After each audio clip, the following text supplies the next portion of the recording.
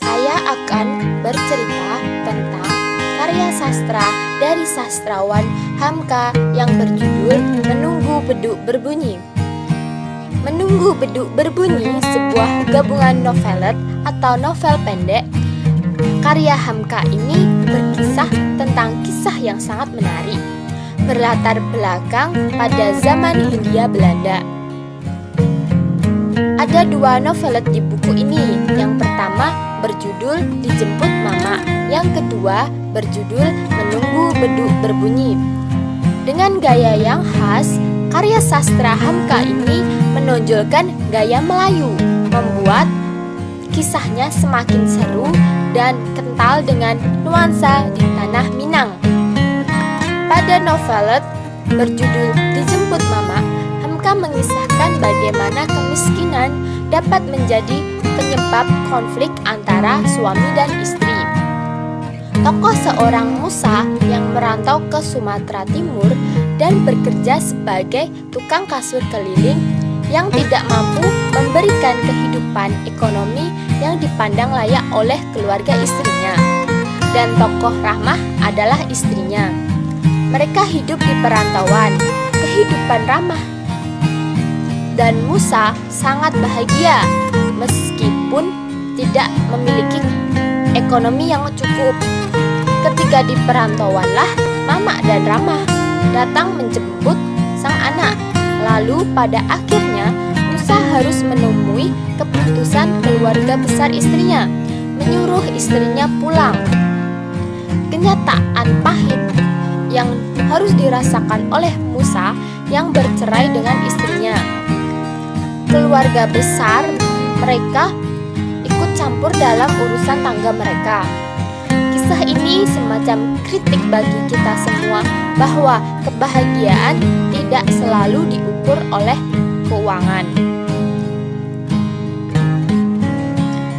Pada judul Menunggu Beduk Berbunyi ini dikisahkan seorang Tuan Syarif yang memutuskan untuk bekerja sebagai pegawai di Hindia Belanda, yang pada saat itu Indonesia sedang mempertahankan kemerdekaan. Konflik batin Tuan Syarif pada dalam dilema kehidupan ketika beliau menginginkan kehidupan yang layak untuk keluarganya.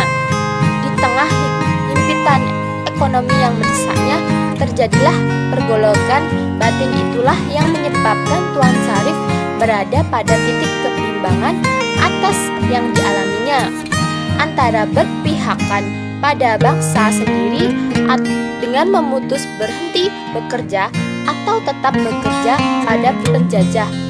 Karena himpitan ekonomi yang mendesak, Tuan Syarif sudah terpesok ke lubang yang begitu dalam.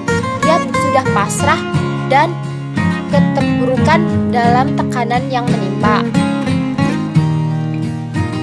Pada suatu hari terjadilah saat khutbah salat Jumat yang mengingatkan bahwa bulan puasa akan tiba. Di saat inilah Tuan Syarif tersadar akan sesuatu. Khutbah Jumat menyadarkan Tuan Syarif. Khotib berkhutbah, pada puasa yang akan datang, terimalah bulan yang mulia ini dengan penuh iman. Dari waktu sahur kita tahan menderita lapar dan haus, lelah dan payah, maka tahanlah lapar dan haus, lelah dan dahaga itu. Bersabarlah menunggu beduk berbunyi. Beduk pasti berbunyi apabila waktu telah tiba. Tidak ada satu makhluk pun yang menahan terbenamnya matahari. Setelah terbenam matahari di ufuk barat, beduk pun berbunyi. Ada seorang yang tidak tahan menunggu beduk berbunyi. Katanya terlalu lapar. Hari sudah pukul 6 kurang 10, tanda matahari tenggelam telah nampak.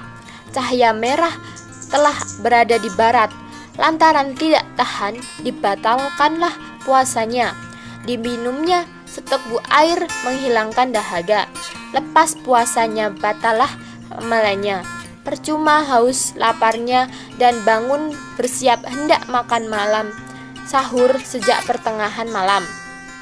Bagaimana perasaan orang itu setelah orang lain berbuka puasa di waktu yang tepat dengan gembiranya?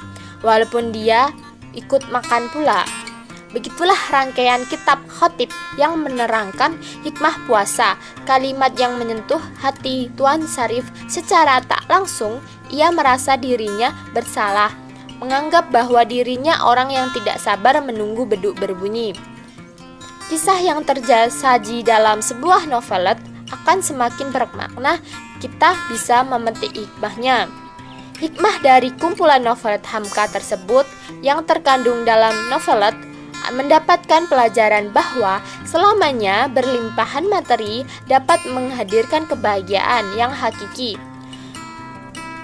bahwa ada hal yang lain lebih dapat membuat manusia kaya raya, yaitu kebahagiaan, cinta, kasih sayang, dan persaudaraan dengan sesama.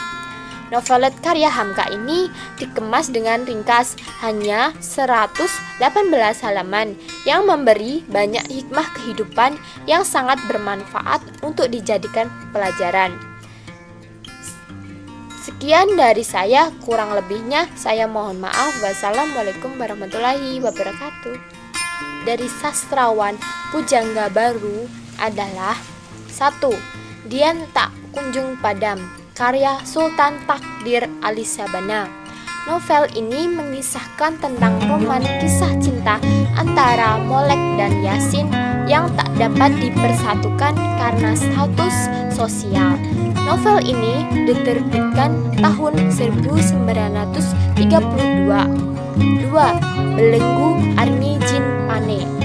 Novel ini mengisahkan tentang kisah cinta segitiga antara dokter dan istrinya serta temannya. Diterbitkan pada tahun 1940. 3. Tenggelamnya kapal Van der Vries, karya Hamka.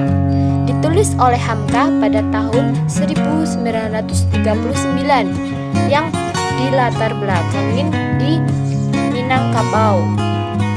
Kisah cinta yang tak dapat bersatu hingga berujung kematian.